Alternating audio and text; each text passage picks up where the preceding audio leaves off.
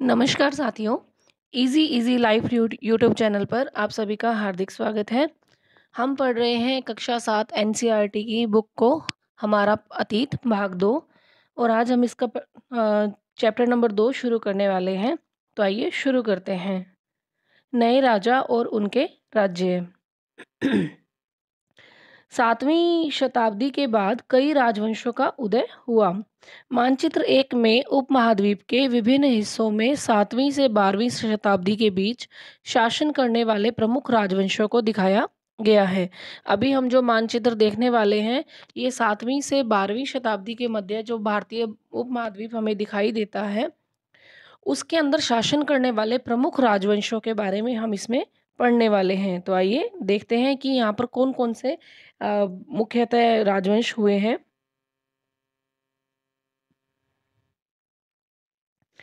तो देखिए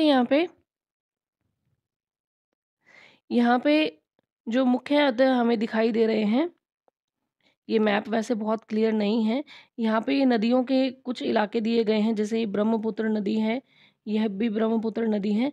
यहाँ पे कामरूप है, यहाँ पे पालवंश है, उत्कल है, कलिंग है ना, ये कुछ क्षेत्रों के नाम दिए गए हैं और जहाँ पर हम उनके राज्यों की पहचान कर सकते हैं, उन राजवंशों की। देखिए मानचित्र में गुर्जर प्रतिहार, राष्ट्रकूट, पाल, चोल और चाहमान, जिसे चौहान कहा जाता है, इनके स्थानों का निर्धारण दिया गया है। और इसमें ये पूछा जा रहा है कि क्या आप इन स्थानों को, उनके राज्यों को पहचान सकते हैं? तो देखिए ये गुर्जर प्रतिहारों का शासन है यहाँ पे परमार हैं, यहाँ पे चौहान है, ये इंद्रप्रस्थ है जहाँ पर चौहानों की राजधानी रहा है। ये कन्नौज का क्षेत्र है ना? और ये चंदेल शासक थे यहाँ पर, ये देखिए। फिर है ये पहाड़पुर, यहाँ नेपाल है। और ये देखिए यहाँ पर राष्ट्रकूट का शासन रहा है, यहाँ पे चोलों का शासन रहा है, तुंगभद्रा नदी है ये, है ना? इस तरह से हम देखते हैं कि ये नर्मदा नदी का क्षेत्र हो गया, ये ताप्ती नदी का क्षेत्र हो गया, है ना? इसी तरह से हम देखते हैं कि नदियों के आसपास ही मुख्यतः जो है शासन हुए हैं, यहाँ बड़े-बड़े राजवंश स्थापित हुए हैं जिन्होंने अपना साम्राज्य बढ़ाया है। ठीक है? अब इसको आगे देखते हैं। नए राजवंशों का उदय। 7वीं सदी आते-आते उपमहाद्वीप के विभिन्न भागों में बड़े-बड़े भूस्वामी और योद्धा सरदार अस्तित्व में आ चुके थे। राजा लोग प्राय उन्हें अपने मातहत या सामंत के रूप में मान्यता देते थे। यानी कि राजा लोग जो हैं, जो बड़े-बड़े योद्धा या सरदार थे, उन्हें अपने मातहत या सामंत के रूप में मान्यता देते थे।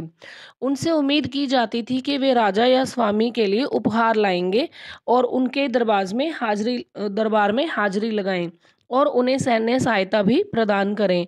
अधिक सत्ता और संपदा हासिल करने पर सामंत अपने आप को महासामंत, महामंडलेश्वर यानी पूरे मंडल का महान स्वामी आदि इत्यादि घोषित कर देते थे। कभी-कभी वे अपने स्वामी के आधिपत्य से स्वतंत्र हो जाने का दावा भी करते थे। इसी तरह से एक उदाहरण दक्कन में राष्ट्रकूटों का था। यानी कि ये जो राष्ट्रकूट हैं, शुरुआत में वे कर्नाटक के चालुक्य राजाओं के अधीनस्थ थे, यानी ये सामंत लोग ही थे। ये जो राष्ट्रकूट हैं, वो चालुक्य राजाओं के अंडर में थे, कर्नाटक के चालुक्य राजाओं के। ठीक है? 8वीं सदी के मध्य में एक राष्ट्रकूट प्रधान दंती दुर्ग ने अपने चालुक्य स्वामी की अधीनता से इनकार कर दिया। उसने उसे हराया और हिरण्यगर्भ यानी शाब्दिक अर्थ, जिसका सोने का अर्थ नाम का एक अनुष्ठान किया।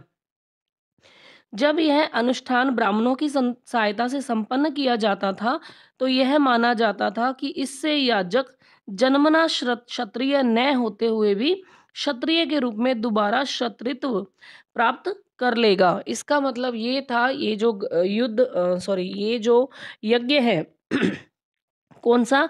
हिरण्यगर्भ, जिसका अर्थ होता है सोने का गर्भ नाम का एक अनुष्ठान किया जाता है। क्योंकि इसमें ये होता था कि अगर कोई व्यक्ति क्षत्रिय कुल में नहीं पैदा हुआ है और अगर उसके अंदर युद्ध कौशल है, वीरता है, तो वह अपने आप को इस यज्ञ करने के बाद में क्षत्रिय के रूप में क्षत्रियत्व को प्राप्त कर लेता था। तो ये जो यज्ञ है वो ब्राह्मणों के द्वारा संपन्न करवाया जाता था 8वीं सदी के मध्य में। और ये जो दंती दुर्ग है, इसने अपने चालुक्य स्वामी की अधीनता स्वीकार करने से मना कर दिया था। देखिए यहाँ पे ये जो एक जो मूर्ति हमें दिखाई दे रही है, ये किसकी है? हिरण्यकश्यप की। यहाँ पे ये दिखाई दे रहा है कि एलोरा की गुफा नंबर 15 में एक भित्ति चित्र है, जिसमें विष्णु को नरसिंह अर्थात पुरुष सिंह के रूप में दिखाया गया है। यह राष्ट्रकूट काल की कृति है। यहाँ पे भगवान विष्णु ने नरसिंह का अवतार लिया था, है ना, हिरण्यकश्यप को मारने के लिए। तो ये एक चित्र के तौर पर हमें यहाँ पर देखने को मिलता है। अब देखिए कुछ अन्य उदाहरणों में उद्यमी परिवारों के पुरुषों ने अपनी राजशाही कायम करने के लिए सैन्य कौशल का इस्तेमाल किया था। मिसाल के तौर पर कदम्ब मयूर शर्मन और गुर्जर प्रतिहार हरिचंद्र ब्राह्मण थे। यानी कि ये जो कदम्ब जाति थी, ये मयूर शर्मन थे और गुर्जर प्रतिहार हरिचंद्र ब्राह्मण थे, जिन्होंने अपने परंपरागत पेशे को छोड़कर शस्त्र को अपनाया था और क्रमशः कर्नाटक और राजस्थान में अपने राज्य सफलतापूर्वक स्थापित किए थे। तो अब हम समझ सकते हैं कि पहले जो है जाति व्यवस्था नहीं थी। कोई भी व्यक्ति किसी भी वर्ण को अपना सकता था, चाहे वो ब्राह्मण हो, क्षत्रिय हो, वैश्य हो या शूद्र हो। कर्म पर प्रधानता थी। कार्य क्षेत्र के हिसाब से वर्ण डिसाइड होते थे, ना कि जाति के हिसाब से। ये बहुत बाद में आकर ये व्यवस्था शुरू हुई थी। तो यहाँ पर हम देखते हैं कि ये जो गुर्जर प्रतिहार जो हम देखते हैं, ये हरिचंद ब्राह्मण थे, ठीक है। जिन्होंने अपने परंपरागत पेशे को, यानी ब्राह्मणों का जो उनका कार्य था, उसको उनको छोड़कर उन्होंने शस्त्र को, क्षत्रिय धर्म को अपनाया था और क्रमशः कर्नाटक और राजस्थान में अपने राज्य सफलतापूर्वक स्थापित किए थे। हम जानते हैं कि जो गुर्जर प्रतिहार है, इनका तो राजस्थान में बहुत बड़ा रोल रहा है। आगे हम इनके बारे में राजस्थान के संदर्भ में भी बहुत डिटेल से पढ़ेंगे। अब है राज्यों में प्रशासन। इन नए राजाओं में से कईयों ने महाराजाधिराज, राजाओं के राजा जिसे कहा जाता है, और त्रिभुवन चक्रवर्तिन, 3 भुवनों का स्वामी, और इसी तरह की अन्य भारी भरकम उपाधियां धारण की। ये तो हम राजस्थान के जब शासकों के बारे में पढ़ते हैं, तब भी हम देखते हैं कि यहाँ पे बहुत सारे राजाओं ने बहुत सारी उपाधियां धारण की थी। बड़े बड़े नाम इनके साथ जोड़े जाते थे। लेकिन इस तरह के दावों के बावजूद वे अपने सामंतों और साथ ही साथ किसान, व्यापारी और ब्राह्मणों के संगठनों के साथ अपनी सत्ता की साझेदारी करते थे। इन सभी राज्यों में उत्पादकों अर्थात किसानों, पशुपालकों, कारीगरों से संसाधन इकट्ठे किए जाते थे। देखिए हर राज्य में, अगर राज्य में किसी भी राज्य को स्थापित करना होता है तो हर चीज़ की ज़रूरत होती है। वहाँ पे बेसिक नीड्स को पहले पूरा किया जाता है। तो यहाँ पर भी वही होता था, किसानों से, पशुपालकों से, कारीगरों से संसाधन इकट्ठे किए जाते थे, उन पे कर लगाए जाते थे।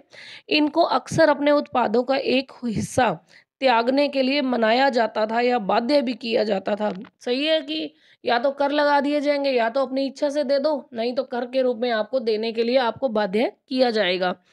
कभी कभी इस हिस्से को लगान मानकर वसूला जाता था, क्योंकि प्राप्त करने वाला भूस्वामी होने का दावत करता था। राजस्व व्यापारियों से भी लिया जाता था। राजस्व जो है किसानों, पशुपालकों, किसान को बोल रही हूँ बार बार, सॉरी, पशुपालकों, किसानों और कारीगरों से ही नहीं बल्कि व्यापारियों से भी जो राजस्व है, लगान है, वो लिया जाता था। 400 कर। अब ये 400 क्या है? तमिलनाडु में शासन करने वाले चोल वंश के अभिलेखों से विभिन्न किस्म के करों के लिए 400 से ज्यादा सूचक शब्द मिले हैं। सबसे अधिक उल्लिखित कर है वेट्टी, ठीक है, जो नकद की बजाय जबरन श्रम के रूप में लिया जाता था। वेट्टी क्या है? एक प्रकार का कर है, ठीक है, जो जबरन श्रम के रूप में लिया जाता था। यानी जबरन श्रम और कदमाई, कदमाई क्या है? ये भी कर है, यानी कि भू राजस्व था। मकान पर छाजन डालने पर लगने वाला कर, खजूर या ताड़ के पेड़ पर चढ़ने के लिए सीढ़ी के इस्तेमाल पर लगने वाला कर, पारिवारिक संपत्ति का उत्तराधिकार हासिल करने के लिए लगने वाला कर, सारे करों के बारे में उल्लेख मिलता है। ठीक है, अब देखो ये मतलब चीज़ों का इस्तेमाल करने पे भी कर लगता है। आज तो हम इतने कर नहीं देते हैं, बहुत कम है कर है, लेकिन बहुत कम है। ठीक है, ये संसाधन राजा की व्यवस्था को वित्तीय आधार राजा की व्यवस्था का वित्तीय आधार बनते थे। साथ ही मंदिरों और दुर्गों के निर्माण में भी इस्तेमाल होते थे। संसाधन उन युद्धों को लड़ने में इस्तेमाल होते थे जिनसे लूट की शक्ल में धन मिलने की तथा जमीन और व्यापारिक मार्गों की संभावनाएं बनती थी। यानी कि संसाधन जो बनाए जाते थे उसका इस्तेमाल किस लिए किया जाता था? यानी कि अब आज भी हम यही देखते हैं कि जनता पर जो कर लगाए जाते हैं उसका एक बहुत बड़ा हिस्सा जो है वो इसी समाज के कल्याण के लिए लगाया जाता है। जैसे पब्लिक ट्रांसपोर्टेशन बना देना, उनको हेल्थ फैसिलिटीज़ देना और उनके लिए पब्लिक प्लेसेस बनाना, है ना? ये सारी चीज़ें हम आज भी देखते हैं। तो ये कर लगाए भी जनता पर जाते हैं और जनता के कल्याण के लिए ही इनको इस्तेमाल किया जाता है। तो ये क्या था कि ये जो संसाधन थे राजा की व्यवस्था का वित्तीय आधार बनते थे, साथ ही मंदिरों और दुर्गों के निर्माण में भी इस्तेमाल होते थे। और ये संसाधन उन युद्धों को लड़ने में भी इस्तेमाल होते थे जिनसे लूट की शक्ल में धन मिलने की तथा जमीन और व्यापारिक मार्गों के प्रयोग की संभावनाएं बन जाती थी। राजस्व वसूली के लिए पदाधिकारियों की नियुक्ति सामान्यतः प्रभावशाली परिवारों के बीच से ही की जाती थी। अब राजस्व वसूलना कोई आम बात तो है नहीं, कर लगाना तो कोई आम बात है नहीं। और वर्तमान व्यवस्था भी ऐसी नहीं है कि किसी को भी ऐसे बिठा दिया जाता है कि हाँ जी तुम जाके टैक्स कलेक्ट करके ले आओ। नहीं, ऐसा नहीं होता है। पूरा एक विभाग होता है, विभाग में पदाधिकारी होते हैं, कर्मचारी होते हैं जो एक के बाद एक जो है अपने जो अधीन काम करने वाले कर्मचारियों से काम करवाते हैं जो टैक्स कलेक्शन का काम करते हैं। तो पुराने टाइम में भी राजस्व वसूली के लिए जिन पदाधिकारियों की नियुक्ति की जाती थी, वो सामान्यतः प्रभावशाली रुतबेदार परिवारों के बीच से ही उन्हें सेलेक्ट किया जाता था और ये प्राय वंशानुगत होती थी। देखिए उस टाइम पे वंशानुगत थी और अगर हम आज के टाइम में कंपेयर करें तो टैक्स कलेक्शन किसी को भी उठा के नहीं भेजा जाता है। बाकायदा जो डिपार्टमेंट है वो वैकेंसीज़ निकालता है, एग्ज़ाम होते हैं और उनकी एबिलिटीज़ के अकॉर्डिंग ही उनको उस पोस्ट के लिए हायर किया जाता है। तो ये वंशानुगत नहीं है। ठीक है, पहले वंशानुगत होता था। राजस्व अधिकारी जो पहले होता था राजस्व वसूली के लिए, ये प्रभावशाली परिवारों से होता था और वंशानुगत होता था। सेना में भी ऐसा होता था, कई बार राजा के निकट संबंधी ही इन ओहदों पर होते थे। देखिए पुराने टाइम में तो श्योर ऐसा ही होता था कि जो राजशाही है, राजा के ही इतने-इतने रानियाँ और इतने-इतने पुत्र-पुत्रियाँ हुआ करते थे, तो जो सेनापति बनाए जाते थे या जो दूसरे जो बड़े पदाधिकारी होते थे, जो मंत्री होते थे, वो राजा के स्वयं के परिवार के ही निकट संबंधी या व्यक्ति इनके हुआ करते थे। अब है प्रशस्तियाँ और भूमि अनुदान। प्रशस्तियाँ वर्ड हमने कई बार पढ़ लिया है। प्रशस्तियाँ वो होती हैं ऐसे अभिलेख जो किसी राजा या किसी बड़े व्यक्ति या इनके जो सामंत वगैरह होते हैं उनकी प्रशंसा में लिखवाए जाते थे। ज़्यादातर राजा के बारे में ही होते थे। उनके युद्धों का वर्णन होता था, उनके द्वारा की गई कलात्मक अगर कुछ उन्होंने चीज़ें बनवाई हैं या उनकी युद्ध कौशल है, उनके बारे में बताया जाता था। प्रशस्तियों में ऐसे ब्यौरे होते थे जो शब्दशः सत्य नहीं भी हो सकते, लेकिन ये प्रशस्तियाँ हमें बताती हैं कि शासक खुद को कैसा दर्शाना चाहते थे। बिल्कुल एग्ज़ैक्ट यही चीज़ है कि प्रशस्तियों में जो ब्यौरे दिए गए हैं वो हमेशा 100% एक्यूरेटेड हो 100% सही हो, ऐसा नहीं भी हो सकता, ज़रूरी नहीं है। लेकिन ये प्रशस्तियाँ हमें ये ज़रूर बताती हैं कि जो शासक है जिनके द्वारा प्रशस्तियाँ बनवाई गई, वो खुद के बारे में कैसा दिखाना चाहते थे। मिसाल के लिए शूरवीर, विजयी योद्धा के रूप में ये विद्वान ब्राह्मणों द्वारा रची गई थी जो अक्सर प्रशासन में मदद करते थे। ठीक है? फिर है नागभट्ट के बारे में पढ़ते हैं। आइए देखते हैं। कई प्रशस्ति शासकों ने प्रशस्तियों में अपनी उपलब्धियों का बखान किया है। जैसे कि हमने लास्ट क्लास में 6 क्लास में चंद्रगुप्त सॉरी समुद्रगुप्त के बारे में पढ़ा था। चंद्रगुप्त के भी बारे में पढ़ा हुआ है। गुप्त शासक हमने गुप्त की प्रशस्ति के बारे में पढ़ा था। ठीक है। फिर है हमने संस्कृत में लिखी गई ग्वालियर प्रशस्ति। ग्वालियर में मध्य प्रदेश में जो पाई गई एक प्रशस्ति है, इसमें हम प्रतिहार राजा नागभट्ट के कामों का वर्णन भी इसी प्रकार से किया गया है। देखिए, जब हमने समुद्रगुप्त की प्रशस्ति को पढ़ा था तो उसमें बताया गया था कि वो कितना बड़ा राजा है, कितने उसने युद्ध जीते हैं, वीणा बजाता था, है ना? और भी बहुत सारी उसके बारे में चीज़ें बताई गई हैं। और इसकी जो प्रशस्ति है नागभट्ट की, ये हमें ग्वालियर एमपी से प्राप्त होती है। ये संस्कृत में लिखी गई है। और इसके कार्यों के बारे में क्या बताया गया है कि आंध्र क्षेत्र, सैंधव, विदर्भ जो महाराष्ट्र का एक हिस्सा है, वर्तमान महाराष्ट्र का, और कलिंग ये जो उड़ीसा का एक हिस्सा है, के राजा भी इनके आगे धराशायी हो गए थे जब वे राजकुमार थे। यानी कि जब ये अपनी छोटी सी उम्र में थे, तब से ये इतने पावरफुल हैं इतने वीर हैं, इतने बहादुर योद्धा हैं कि जब ये छोटी सी उम्र के थे तब भी आंध्र के, सैंधव के, विदर्भ के और कलिंग के राजा भी इनके आगे पस्त हो गए थे, पराजित हो गए थे। उन्होंने कन्नौज के शासक चक्रयुद्ध को विजित किया। यहाँ तक कि ये इतने वीर थे कि कन्नौज का जो शासक था चक्रयुद्ध, इन्होंने इसको भी जीत लिया था।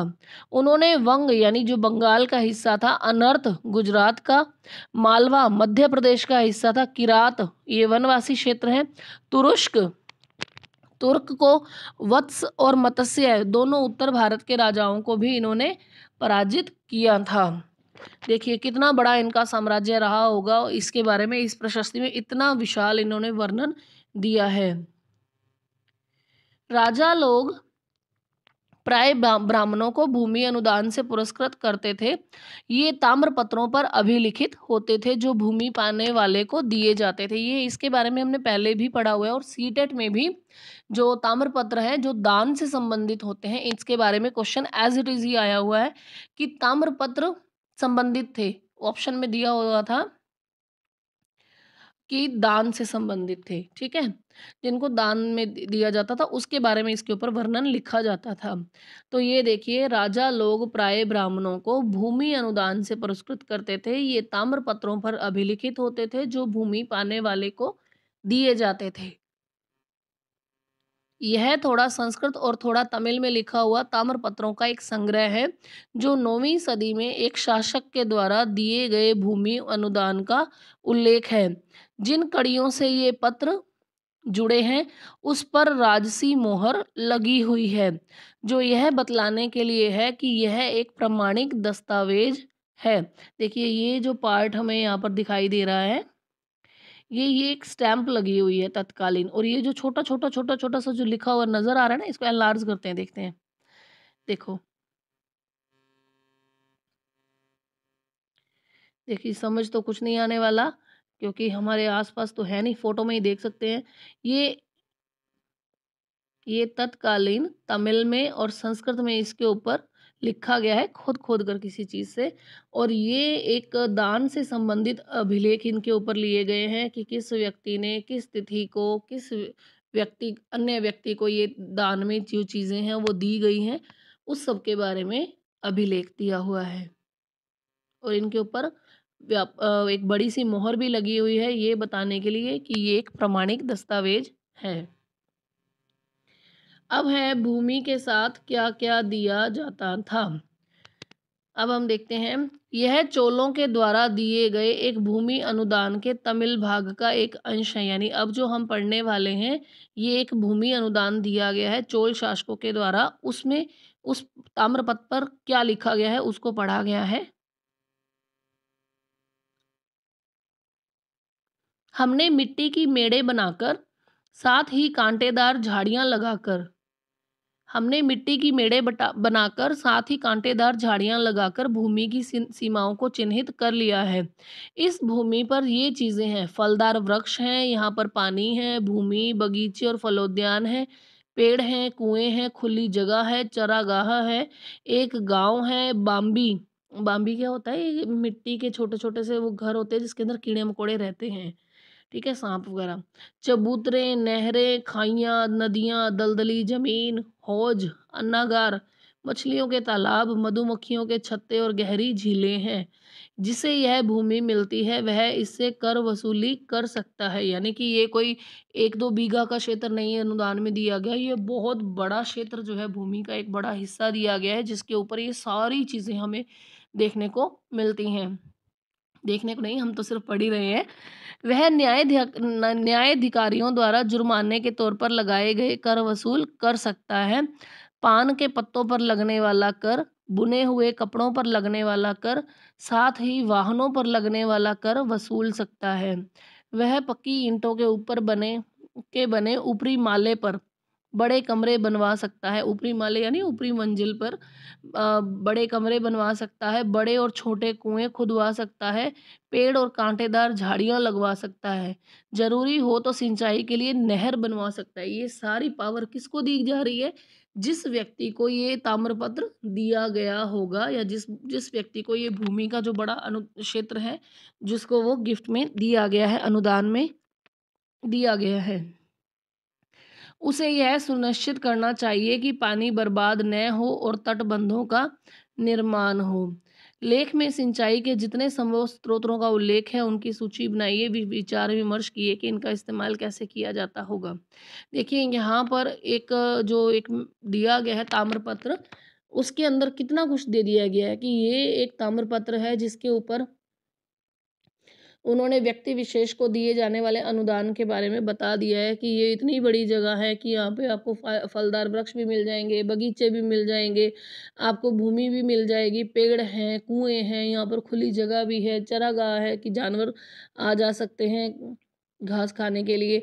एक गांव पूरा का पूरा इसके अंदर बसा हुआ है, बाम्बी है, चबूतरे हैं, नहरें भी हैं, खाइयाँ भी हैं, नदियाँ भी हैं, दलदली जमीन भी है, बड़े बड़े हौज भी हैं, अन्नागार भी हैं। बहुत सारी ऐसी सारी चीज़ें जो प्राकृतिक तौर पर अवेलेबल हैं वो सारा इसके अंदर दिया गया है। फिर है 12वीं शताब्दी में एक वृहत संस्कृत काव्य भी रचा गया जिससे कश्मीर पर शासन करने वाले इतिहास राजाओं का इतिहास दर्ज है। देखिए ये कश्मीर के शासकों के बारे में बताया गया है। ये है कल्हन द्वारा रचित, ठीक है। अब ये जो कल्हन है इन्होंने कश्मीर राज्य के बारे में एक पूरा इतिहास लिखा है ना, राजाओं के बारे में। और इन्होंने अपना वृतांत लिखने के लिए शिलालेखों, दस्तावेजों, प्रत्यक्षदर्शियों के वर्णन और पहले के इतिहास समेत अनेक अनेक तरह के स्रोतों का इस्तेमाल किया था। प्रशस्तियों के लेखकों से भिन्न भिन्न वह अक्सर शासकों और उनकी नीतियों के बारे में आलोचनात्मक रुख दिखलाता है। इसलिए 12वीं सदी के लिए यह असाधारण ग्रंथ था। आपने यह गौर किया होगा कि इनमें से प्रत्येक राजवंश का आधार कोई क्षेत्र विशेष था। वे दूसरे क्षेत्रों पर नियंत्रण करने का प्रयास भी करते थे। एक विशेष रूप से वांछनीय क्षेत्र था गंगा घाटी में कन्नौज नगर, ठीक है। फिर है गुर्जर प्रतिहार, राष्ट्रकूट और पाल वंशकों के शासक सदियों तक कन्नौज के ऊपर नियंत्रण को लेकर आपस में लड़ते रहे थे। चूंकि इस लंबी लड़ाई में 3 पक्ष थे, है ना, तो इसलिए इतिहासकारों ने इसकी चर्चा त्रिपक्षीय संघर्ष के रूप में की है। ये लगभग 100 साल तक ये त्रिपक्षीय संघर्ष जो है वो चलता रहा था। किस किस के बीच में चलता रहा था? ये चलता रहा था जी गुर्जर प्रतिहारों के बीच में, राष्ट्रकूटों और पाल वंशों के बीच में। इनके बीच में ये किसके लिए? सिर्फ कन्नौज के ऊपर शासन के लिए ये 3 जो वंश हैं वो आपस में लड़ते भिड़ते युद्ध करते रहे और बर्बाद होते रहे। इस त्रिपक्षीय संघर्ष को खत्म करते करते 100 साल लग गए थे। जैसा कि हम देखेंगे, शासकों ने बड़े मंदिरों का निर्माण करवाकर अपनी सत्ता और संसाधनों का प्रदर्शन करने का प्रयास किया। इसलिए जब वे एक दूसरे के राज्यों पर आक्रमण करते थे तो मंदिरों को भी अपना निशाना बनाते थे, जो कभी-कभी बहुत अधिक संपन्न होते थे। इसके बारे में हम अगले चैप्टर में पढ़ने वाले हैं। देखिए, मंदिर मस्जिद वाला तो जो संघर्ष है वो अभी तक चलता आ रहा है, वर्तमान में भी चल रहा है। हम लोग पढ़ चुके हैं, जिसमें बाबरी अयोध्या वाला भी पढ़ चुके हैं और वर्तमान में ज्ञानवापी मस्जिद का और मंदिर जो का जो संघर्ष चल रहा है वो भी पढ़ रहे हैं और अब तो कुतुब मीनार को लेकर भी संघर्ष शुरू हो गया है। तो ख़ैर ये सब तो चलता रहता है, ये आज की बात नहीं है। मंदिरों को तोड़ा जाना, जैन मंदिरों को, हिंदू मंदिरों को, बौद्ध मठों को तोड़-तोड़ कर ही नई-नई चीज़ें बनती रही हैं, उन्हीं के ऊपर और ज़्यादा होते रहे हैं। जो जितना शक्तिशाली होता था, जब वो किसी एक राज्य के ऊपर आक्रमण करता, तो वो सारी चीज़ें वहाँ वहाँ की विध्वंस कर देता था, चाहे वो मंदिर हो, चाहे वो कुछ भी हो। उन सबको अपना निशाना बना देते थे और इसके पीछे रीज़न होता था कि मंदिरों में जो चढ़ावा आता था, बेशकीमती सोना, चांदी, रुपया, पैसा, धातुएँ, हीरे, जवाहरात सब कुछ वहाँ होते थे, इसीलिए मंदिरों को तो टारगेट पहले किया जाता था। ठीक है? क्योंकि ये मंदिरों को अपना निशाना इसलिए बनाया जाता था क्योंकि वो बहुत अधिक संपन्न होते थे। अफ़गानिस्तान के गज़नी का देखिए एक छोटा-सा एक और दिया गया है इसमें अ, अरबी भाषा का मतलब है सुल्तान, जिसका मतलब है शासक। अब ये है अफ़गानिस्तान के गज़नी का सुल्तान महमूद। यहाँ पे गजनी अफ़गानिस्तान के गजनी से महमूद नाम का जो सुल्तान है, ये ऐसे शासकों में सबसे प्रसिद्ध है जिसने 997 से 1030 तक शासन किया और अपने नियंत्रण का विस्तार मध्य एशिया के भागों यानी ईरान और उपमहाद्वीप के उत्तर पश्चिमी हिस्से तक किया। वह लगभग हर साल उपमहाद्वीप पर हमला करता था। उसका निशाना था संपन्न मंदिर, जिसमें गुजरात का सोमनाथ मंदिर भी शामिल है। महमूद जो धन उठाकर ले गया था उसका बहुत बड़ा हिस्सा गजनी में एक वैभवशाली राजधानी के निर्माण में खर्च हुआ। देखिए भारत को टारगेट क्यों हमेशा इतने ज़्यादा किया गया, क्योंकि यहाँ पर सोना बहुत ज़्यादा था। भारत सोने की चिड़िया थी कहलाती थी, क्योंकि यहाँ पर जो टेक्निक है शुरू से ही वो इतनी संपन्न थी, इतनी विकसित थी कि यहाँ पर उनको भारतीय लोगों को किसी और से ज़्यादा बाहर जाने की ज़रूरत नहीं पड़ती थी। ये अपने अपनी आजीविका यहीं से कमा लेते थे और ये अपना जो लेन-देन है वो प्रोसेस बड़ी इजीली कर लिया करते थे, तो उनको कभी ऐसा लगा नहीं कि कुछ और होगा। लेकिन जो बाहर से जो यात्री आते गए, उन्होंने देखा कि इन लोगों को तो कोई फ़र्क ही नहीं पड़ता है, इनकी चीज़ें ले जाके हम क्या करेंगे, हमें तो धन संपत्ति चाहिए। तो उन्होंने यहाँ पर व्यापारी के तौर पर एंट्री की और धीरे-धीरे यहाँ पर उन्होंने ऐसा कब्ज़ा जमाया, सिर्फ़ अंग्रेज़ों ने ही नहीं, अंग्रेज़ों से पहले जो आ चुके हैं, पुर्तगाली थे, फ्रांसीसी थे, डच थे, मुग़ल थे, ईरानी थे, बहुत सारे ऐसे हमले हुए हैं यहाँ पर अलग-अलग कंट्रीज़ के लोगों ने आकर यहाँ पर बहुत लूट-पाट मचाई है। तो यहाँ पर ये जो है जिसके बारे में हम पढ़ रहे हैं महमूद के बारे में जो अफ़गानिस्तान के गजनी का शासक था, इसने इतनी तबाही मचाई थी सोमनाथ के मंदिर में कि उसका बहुत जितना धन ये वहाँ से लेकर जा गया था ना, उसका एक बहुत बड़ा हिस्सा इसने अपनी गजनी में वैभवशाली राजधानी के निर्माण में खर्च कर दिया था। सुल्तान महमूद अपने द्वारा जीते गए लोगों के बारे में भी कई बातें जानना चाहता था और इसलिए उसने अल बरूनी नाम के विद्वान को इस उपमहाद्वीप का लेखा-जोखा रखने का काम सौंपा। अरबी में लिखी गई उसकी किताब अल हिंद आज भी इतिहासकारों के लिए एक महत्वपूर्ण स्रोत है। अब ये किताब बहुत इम्पोर्टेंट है, आरपीएससी ने कई बार इससे रिलेटेड क्वेश्चन पूछा है कि जो किताब है अल हिंद वो किसने लिखी है? तो ये लिखी है अल बरूनी ने और ये कौन-सी भाषा में लिखी गई है? ये अरबी भाषा में लिखी गई है। ठीक है? इस एक ही लाइन को 3 फैक्ट के तौर पर 3 क्वेश्चन के तौर पर आप देख सकते हैं कि राइटर का नाम है अल बरूनी जिसने किताब लिखी है अल हिंद और ये अरबी भाषा में लिखी गई है और आज भी इसे पढ़ा जाता है भारतीय इतिहास को जानने के लिए। और एक और चीज़ अल बरूनी ने इसे तैयार करने के लिए संस्कृत के विद्वानों से परामर्श भी किया था। युद्ध करने वाले दूसरे राजाओं में चाहमान भी थे। चाहमान जिन्हें बाद में चौहान नाम से प्रसिद्धि मिली। ये दिल्ली और अजमेर के आसपास के क्षेत्र पर शासन करते थे। उन्होंने पश्चिम और पूर्व की तरफ अपने नियंत्रण क्षेत्र का विस्तार करना चाहा तो वहां पर गुजरात के चालुक्यों और पश्चिमी उत्तर प्रदेश के गहड़वालों से टक्कर लेनी पड़ी। अभी गहड़वाल का तो अभी आ ही जाएगा। चाहमानों का सबसे प्रसिद्ध शासक था पृथ्वीराज तृतीय। पृथ्वीराज तृतीय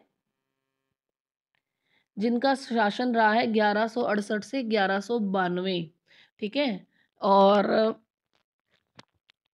इसने सुल्तान मोहम्मद गोरी नामक अफगान शासक को 1191 में हराया था और 1192 में दूसरे ही साल ये उसके हाथों हार भी गया था। देखिए पृथ्वीराज तृतीय जो है, पृथ्वीराज तृतीय, इसके 1191 में तराइन का प्रथम युद्ध होता है। इसके बारे में बहुत फेमस है, तराइन का प्रथम युद्ध, है ना। ये किन के बीच में होता है? गौरी वर्सेस पृथ्वी। ठीक है। और इसमें विजयी कौन होता है? हमारे पृथ्वीराज जी होते हैं। अब उसके अगले ही साल 1192 में तराइन का सेकेंड युद्ध होता है। ठीक है। और ये भी किसके बीच में होता है? ये भी होता है गौरी वर्सेस पृथ्वी में, पृथ्वीराज चौहान में। और इस युद्ध में पृथ्वीराज की हार हो जाती है और ये जीतता है गौरी। और ये इनको वहाँ पर ले जाते हैं, अफगान में ले जाते हैं, गजनी ले जाते हैं, जहाँ पर इनकी मृत्यु होती है पृथ्वीराज चौहान की और इनके दोस्त चंद्रवरदाई की। ये आपस में कहा जाता है कि जो पृथ्वीराज चौहान है इन्होंने शब्द भेदी बाण चलाकर जो अफगान शासक है ये मोहम्मद गोरी, इसको मार डाला था। और फिर क्योंकि ये वीर योद्धा थे और ये नहीं चाहते थे कि इनको कोई और मारे, तो इन्होंने चंद्रबरदाई को कहा कि तुम मुझे मार दो चंद्र, और पृथ्वी ने चंद्रबरदाई को आपस में एक दूसरे को इन्होंने ख़त्म कर दिया था, क्योंकि ये दोनों ही यहाँ पर बंदी बना लिए गए थे। ठीक है। एक बहुत प्रसिद्ध शासक हुए हैं। और गहड़ वालों से तो चौहानों की इसलिए दुश्मनी थी, ये भी आपने पढ़ा भी होगा कि ये जो गहड़वाल शासक है जिसके बारे में हमने अभी देखा था, पश्चिमी यूपी के गहड़ वालों से टक्कर हुई थी चौहानों की, पृथ्वीराज चौहान की ही हुई थी। यहाँ के जो शासक हैं इनके साथ इसका काफ़ी संघर्ष रहा है जयचंद के साथ, क्योंकि इसकी जो पुत्री थी जयचंद की संयोगिता, इसको ये इसके जब जो चल रहा होता है, क्या बोलते हैं उसे, मुझे वर्ड नहीं याद आ रहा, जब इसका स्वयंवर, हाँ जी, स्वयंवर चल रहा था, जब इसका स्वयंवर चल रहा था तो यहाँ से इसको ये भगा कर ले आए थे और इसके साथ इन्होंने शादी कर ली थी पृथ्वीराज चौहान ने। तो ये जो जयचंद है पश्चिमी उत्तर प्रदेश के घेड़वाल जो शासक है, इनसे इनका युद्ध काफ़ी चला था। ठीक है। फिर है चोल राज्य, नज़दीक से एक नज़र। अब इस चोल राज्य को यहाँ से नज़दीक से देख लेते हैं कि ये क्या बताया गया है इसमें। देखिए यहाँ पर हम पहले देख लेते हैं इस चोल शासक में इनका जो क्षेत्र था ये वाला, है ना, ये इनका क्षेत्र था। यहाँ पे तो ये यादव कुल आ गया है, यहाँ पे चालुक्य हैं, विक्रमादित्य 6, इनका अंतर्गत इनका जो क्षेत्र है ना, यहाँ पे ये है कदम, ये कल्याणी, अब यहाँ पे ये काका तीर्थ, है ना, यहाँ पे इनका शासन रहा है। ठीक है। अब ये उरेयूर से तंजावुर तक। अब चोल वंश सत्ता में आया कैसे था, ये देखते हैं। कावेरी डेल्टा में मुटरयार नाम से एक प्रसिद्ध छोटे से मुखिया परिवार की सत्ता थी। किसमें है? मुटरयार। मुटरयार जो कावेरी डेल्टा क्षेत्र में है, नदी का जो क्षेत्र है वहाँ पर। कांचीपुरम के पल्लव राजाओं के ये मातहत, मातहत वर्ड हमने पहले भी पढ़ा है, सामंत थे, है ना। कौन थे? पल्लव राजाओं के मातहत थे। कौन? चोल थे। उरयार के चोल वंशीय प्राचीन मुखिया परिवार के विजयालय ने 9वीं सदी के मध्य मुटरियारों को हराकर इस डेल्टा पर कब्जा जमाया। जहाँ उसने तंजावुर शहर और निशुंभ सूदनी देवी का मंदिर बनवाया। तंजावुर भी कहते हैं इसे, तंजौर भी कहते हैं। अब ये यहाँ पर, क्योंकि अब ये सामंत से शासक बन गए थे, किसके, इन्होंने, ये जो चोल वंशीय था विजयालय, विजयालय ने। अब ये अगर क्वेश्चन पूछा जाता है आरपीएससी फर्स्ट ग्रेड में, तो ये क्वेश्चन डिटेल में पूछे जाते हैं। हिस्ट्री के पार्ट के जो 15 क्वेश्चन आते हैं कि तंजौर के मंदिर का और निशुंभ सूदनी देवी का मंदिर किसने बनवाया था, तो ये विजयालय जो चोल वंशी था इसने बनवाया था। और इसने किनको हराया था, इसने पल्लव राजाओं को हराया था। ठीक है, विजयालय के उत्तराधिकारियों ने पड़ोसी इलाकों को जीता और अपने राज्य और उसका राज्य अपने क्षेत्रफल तथा शक्ति दोनों रूपों में बढ़ता गया। दक्षिण और उत्तर के पांड्यन और पल्लव के इलाके इस राज्य का हिस्सा बना लिए गए और राज प्रथम शक्तिशाली चोल शासक माना जाता है। देखो, विजयालय ने तो शुरुआत की है, लेकिन इसके बाद के जो शासक थे वो और भी ज़्यादा मतलब बहादुर थे, वीर थे, पराक्रमी थे, शक्तिशाली थे, जिसमें है राज प्रथम। ये क्वेश्चन पहले इनके बारे में भी आता है कि सबसे ज़्यादा शक्तिशाली चोल शासक कौन माना जाता है, तो ये राज प्रथम है। 985 ईस्वी में ये राजा बनता है और उसी ने इनमें से ज़्यादातर क्षेत्रों में अपने नियंत्रण का विस्तार किया। इसने साम्राज्य के प्रशासन का पुनर्गठन भी किया। राज के पुत्र राजेंद्र प्रथम ने उनकी नीतियों को जारी रखा और उसने गंगा घाटी, श्रीलंका तथा दक्षिणी पूर्वी एशिया के देशों पर भी हमला किया। इन अभियानों के लिए इसने एक जल सेना भी बनाई। अब इनका जो बेटा है राज का, ये भी राजेंद्र प्रथम तो इनसे भी आगे निकल गया 4 कदम, और इसने भारतीय उपमहाद्वीप से बाहर निकलते हुए गंगा घाटी क्षेत्र में नहीं, श्रीलंका क्षेत्र में, दक्षिणी पूर्वी एशिया के देशों पर भी हमला किया और वहां पे भी शासन स्थापित किया। राज और राजेंद्र प्रथम द्वारा बनाए गए तंजावुर और गंगईकोंड चोलपुरम के बड़े मंदिर स्थापत्य और मूर्तिकला की दृष्टि से एक चमत्कार हैं। तो यहाँ पर ये क्वेश्चन आ जाता है कि राजेंद्र प्रथम ने कौन से मंदिर बनवाए थे, तंजावुर और गंगईकोंड चोलपुरम के बड़े मंदिर स्थापत्य दृष्टि से स्थापित करवाए थे। चोल मंदिर अपने आसपास विकसित होने वाली बस्तियों के केंद्र बन गए थे। ये शिल्प उत्पादन के केंद्र थे। ये मंदिर शासकों और अन्य लोगों द्वारा दी गई भूमि से भी संपन्न हो गए थे। इस भूमि की उपज उन सारे विशेषज्ञों का निर्वाह करने में खर्च होती थी जो मंदिर के आसपास रहते और उसके लिए काम करते थे। अब देखो, अगर बड़े बड़े मंदिर बनवाए हैं तो अ, लोगों को रोजगार तो मिलेगा ही, है ना। मंदिर बनाने में कोई एक चीज़ का इस्तेमाल तो होता नहीं, सैकड़ों चीज़ें लगती हैं। पत्थर है, पत्थरों की कटाई है, चिनाई है, उनके ऊपर पेंट करना है, उनको सजाना है, या उनको लाने ले जाने वाला, तो बहुत लोगों को रोज़गार भी मिला और इसीलिए वहाँ पर बड़ी-बड़ी बस्तियाँ भी स्थापित हो गई थी। ठीक है, तो ये राज और राजेंद्र प्रथम द्वारा जो बनाए गए तंजावुर और गंगईकोंड चोलपुरम के जो मंदिर हैं, ये स्थापत्य की दृष्टि से, मूर्तिकला की दृष्टि से एक बड़ा चमत्कार है। ठीक है, और मंदिर के आसपास जो रहने वाले लोग थे उनमें पुरोहित, मालाकार, बावर्ची, मेहतर, ये मंदिर है देखिए गंगईकोंड चोलपुरम का।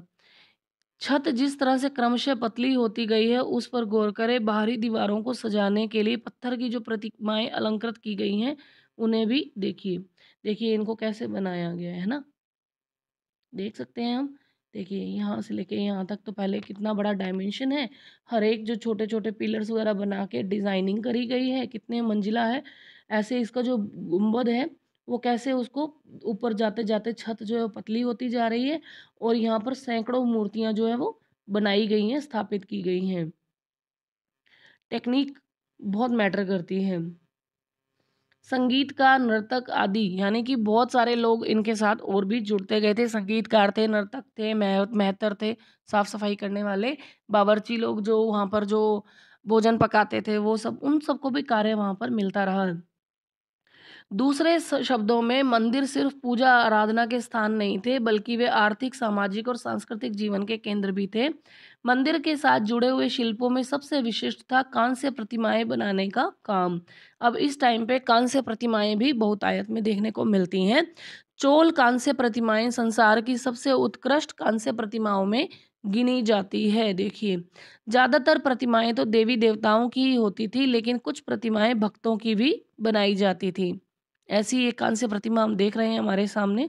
देखिए कितनी सुंदर उसकी डिज़ाइनिंग की गई है। किसी महिला के की मूर्ति है ये। उनका केश विन्यास, कैसे उनके कानों में कुंडल हैं, हाथों में गहने हैं, कमरबंद हैं, पैरों में भी गहने पहने हुए हैं, हाथों में उंगलियों में अंगूठियाँ सी दिखाई दे रही हैं। तो इसको देखिए, कृषि और सिंचाई। चोलों की कई उपलब्धियां कृषि में हुए विकास के माध्यम से भी संभव हुई हैं। मानचित्र 2 को देखें तो गौर कीजिए, कावेरी नदी बंगाल की खाड़ी में मिलने से पहले कई शाखाओं में छोटी छोटी में बढ़ जाती हैं।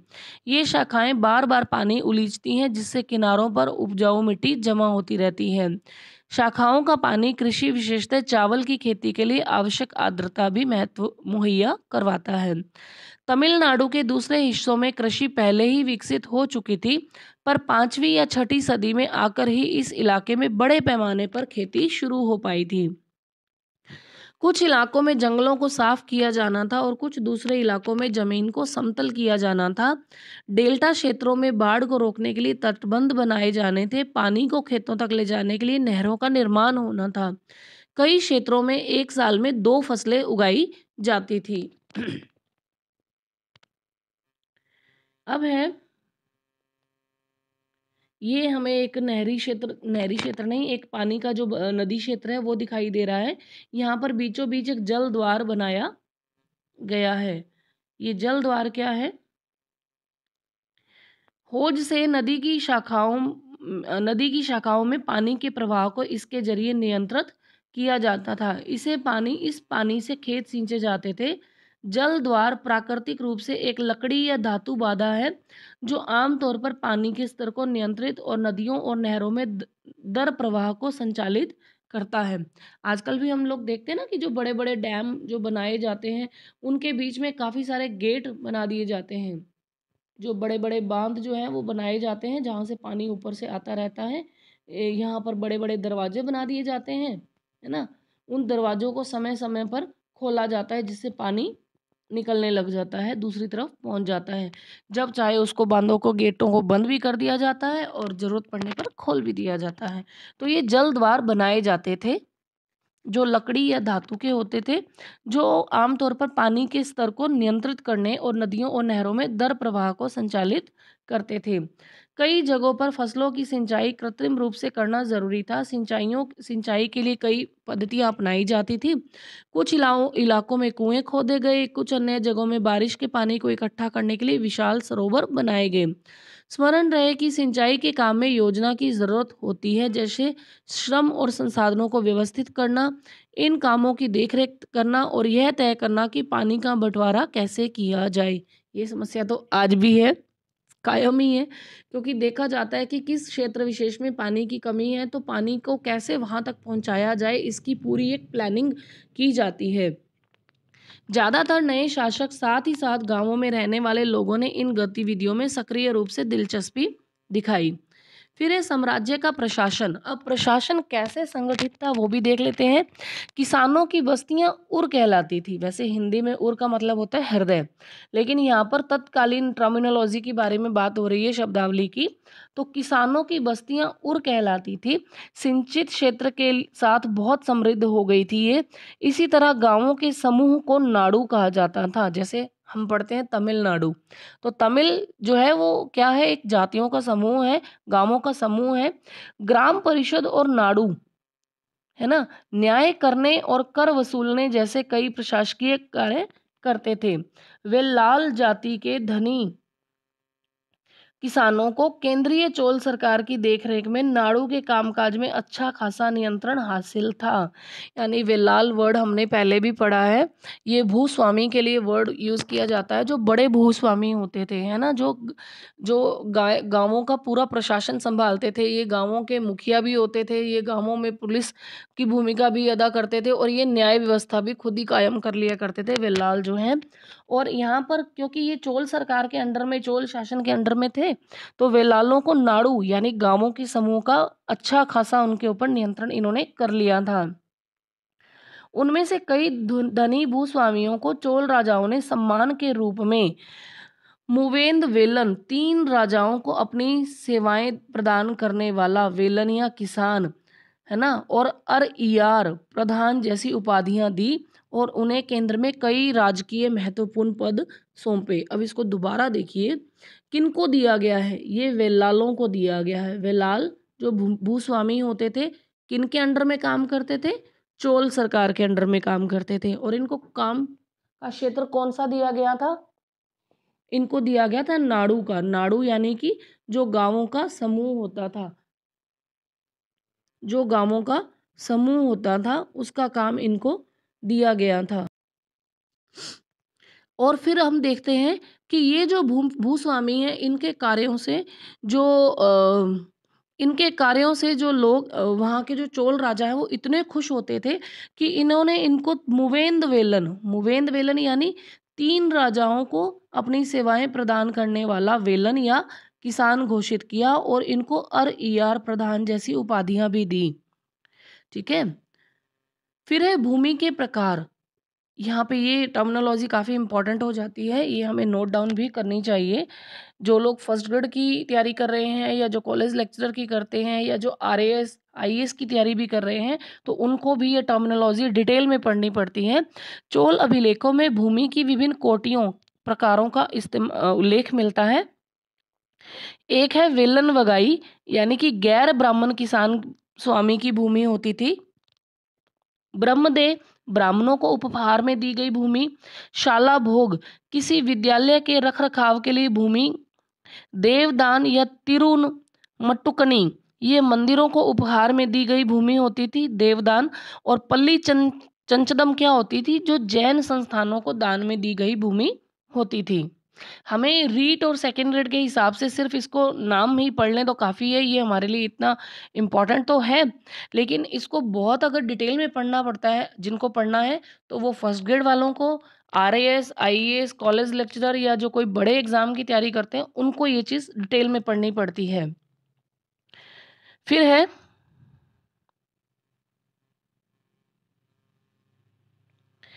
है हमने देखा कि ब्राह्मणों को समय समय पर भूमि अनुदान या ब्रह्मदेय प्राप्त हुआ। अभी हम लोग यही पढ़ रहे थे कि ब्रह्मदेय क्या है? जो ब्राह्मणों को दान में दी गई भूमि है। परिणाम स्वरूप कावेरी घाटी और दक्षिण भारत के दूसरों हिस्सों में ढेरों ब्राह्मण बस्तियां अस्तित्व में आ गई। प्रत्येक ब्रह्मदेव की देखरेख प्रमुख ब्राह्मण स्वामियों की एक सभा द्वारा किया जाता था। ये सभाएं बहुत कुशलता पूर्वक काम करती थी।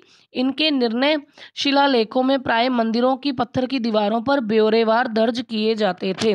ये तो हम आज भी पढ़ते हैं कि जैसे किसी बहुत बड़े मंदिर को ट्रस्ट के हाथों में सौंप दिया जाता है, ट्रस्ट के द्वारा पूरा वहाँ का प्रशासन संभाला जाता है और वहाँ पर जो भी जो कार्य किए जाते हैं या जो भी कुछ सुधार किए जाते हैं, कुछ नया निर्माण किया जाता है, तो उसका पूरा ब्यौरा दर्ज किया जाता है कि इस तिथि से इस तिथि तक यहाँ पर इतने पैसे लगे, इतना यहाँ पर काम चला और ये चीज़ बनाने में इन इन लोगों ने सहयोग किया।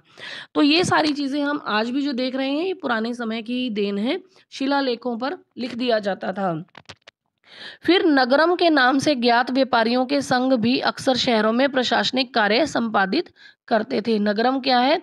ज्ञात व्यापारियों के संघ। जैसे हमारे यहाँ पे अभी कृषि उपज मंडी वाले बनते हैं, व्यापार मंडल वाले बनते हैं, गौशाला संघ बनते हैं। तो ये सारी जो है संघ धीरे धीरे हर क्षेत्र में बनने लग गए थे, जो व्यापार जो नगर के कार्यों के लिए या गांवों के विकास के लिए काम करते थे। फिर तमिलनाडु के चिंगलपुट जिले के उत्तर मेरूर से प्राप्त अभिलेखों में एक इस बात का सविस्तार वर्णन है। अब हमें उत्तर मेरूर वर्ड को याद रखना है। ये कहाँ पर है? ये तमिलनाडु से प्राप्त हुआ है, चिंगलपुट जिले से। यहाँ से एक अभिलेख प्राप्त हुआ है उत्तर मेरूर, ध्यान रखिएगा। वापस इसको लिख देती हूँ मैं, यहाँ पे लिखा ही हुआ है वहाँ पर भी उत्तर मेरूर। यहाँ से अभिलेख मिला है, यहाँ से हमें अभिलेख मिला है। उत्मेरूर ही कहा जाता है तमिलनाडु से। किस बात का वर्णन किया गया है कि ब्राह्मणों की सभा का संगठन कैसा था? कैसा था भाई? सिंचाई के कामकाज, बाग बगीचों, मंदिरों इत्यादि की देखरेख के लिए सभा में विभिन्न समितियां होती थी। इनमें सदस्यता के लिए जो लोग योग्य होते थे उनके नाम तालपत्र के छोटे टिकटों पर लिखे जाते थे और मिट्टी के बर्तन में रख दिए जाते थे, और फिर किसी छोटे लड़के को हर समिति के लिए एक के बाद एक टिकट निकालने के लिए कहा जाता था। देखिए, ये तो है नहीं कि एकदम से हाँ भी डिसाइड कर लिया कि बोर्ड ऑफ मेंबर बिठाए, चलो जी तुम बताओ तुम किसको वोट दे रहे हो, तुम किसको वोट दे रहे हो। यहाँ पे उस टाइम पे उन्होंने अपनी एक अलग टेक्निक निकाली हुई थी कि सारे नाम जो है वो छोटे-छोटे पट्टों पर मिट्टी के बर्तन में डालकर रख देते थे, छोटी-छोटी टिकटों पर नाम डाल दिए, और एक छोटे बच्चे को जो अबोध होता है, जिसे इतनी समझ नहीं होती, अबोध बच्चे को बुलाते थे कि बेटा चल तू उठा के दिखा, अब देखते हैं जी, हाँ जी टिकट में तुम्हारा नाम है, चलो जी इस समिति का कार्यभार तुम्हें दिया जाता है। फिर दूसरा पर्ची उठवाते, है ना? तो फिर उनको एक ये अच्छा तरीका था जिससे कोई नाराज़ भी नहीं होता था और अच्छे से काम कर लिया जाता था। फिर है अभिलेख और लिखित सामग्री। अभी हमने पढ़ा उत्मेरूर अभिलेख के बारे में, जो तमिलनाडु के चिंगलपुट जिले से हमें मिलता है। इसमें क्या-क्या दिया गया है? देखिए, उत्मेरूर अभिलेख के अनुसार सभा की सदस्यता। सभा की सदस्यता के लिए इच्छुक लोगों को ऐसी भूमि का स्वामी होना चाहिए जहां से भू राजस्व वसूला जाता है। पहली शर्त यही होती थी कि ऐसी भूमि होनी चाहिए जहां से टैक्स कलेक्शन हो सके, लैंड टैक्सेशन कंप्लीट हो सके। अब ये जो व्यक्ति हैं जो इस समिति में आना चाहते हैं जी, उनके पास खुद का एक घर होना चाहिए। इनकी उम्र 35 से 70 के बीच में होनी चाहिए, यानी कि समझदार होना चाहिए, है ना? 35 से 70 व्यक्ति की उम्र का जो व्यक्ति होता है उसमें अनुभव और कार्यशैली के बारे में उसको काफ़ी समझ हो जाती है। और इम्पोर्टेंट चीज़ क्या आती है, उन्हें वेदों का ज्ञान होना चाहिए। उन्हें प्रशासनिक मामलों की अच्छी जानकारी होनी चाहिए, ईमानदार होना चाहिए। यदि कोई पिछले 3 सालों से किसी समिति का सदस्य रहा है, तो वह किसी और समिति का सदस्य नहीं बन सकता। ये बहुत इम्पोर्टेंट मुझे लगे।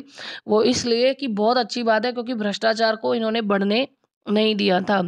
जिसने अपने या अपने संबंधियों के खाते जमा नहीं कराए हैं वह चुनाव नहीं लड़ सकता।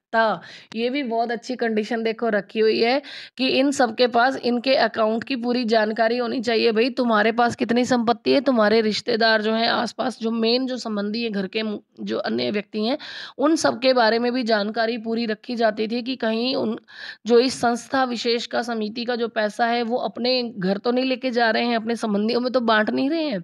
तो वो चीज़ भी बहुत अच्छी है, और अगर ऐसा कोई पाया जाता था तो वो चुनाव नहीं लड़ सकता था। कितना मतलब दिमाग चला के इन्होंने अच्छे से इन चीज़ों को सेट किया है, और होना भी चाहिए।